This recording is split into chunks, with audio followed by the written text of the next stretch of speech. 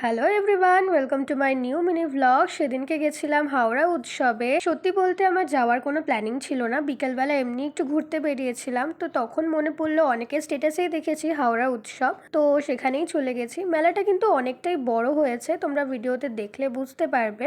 Entry fees আমাদের 10 টাকা লেগেছিল। আগে কিন্তু সব মেলাতে এরকম চার্জেস লাগতো না, এখন দেখি বেশ কয়েকটা মেলাতে এরকম এন্ট্রি ফিস লাগে।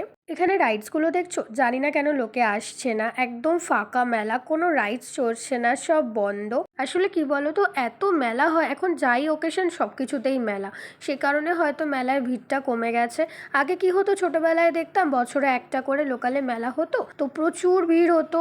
এখন দেখি সব প্রোগ্রামে সব অনুষ্ঠানেই মেলা, তো সেই কারণেই মেলার আসলে ভিড় অনেক কমে গেছে। তো আমার টুকটাক কিছু কিনে নেওয়ার ছিল, সেগুলো কিনে নিলাম। তারপর এই দোকানটা চোখে পড়লো, চুড়িদার কুর্তিগুলো এত সুন্দর, জাস্ট দেখো, কালেকশন খুব ভালো, কোনো ভিড় নেই কিছু নেই, তাও এত বড় মেলা, ঘুরে ঘুরে হাঁপিয়ে গেছি। আর এখানে আমি কিছু একটা বলছিলাম যেটা আমার এখন মনে নেই। তো যাই হোক, আজকের ব্লগটা আমি এখানেই এন্ড করছি। কেমন লাগলো অবশ্যই জানিও। Bye bye.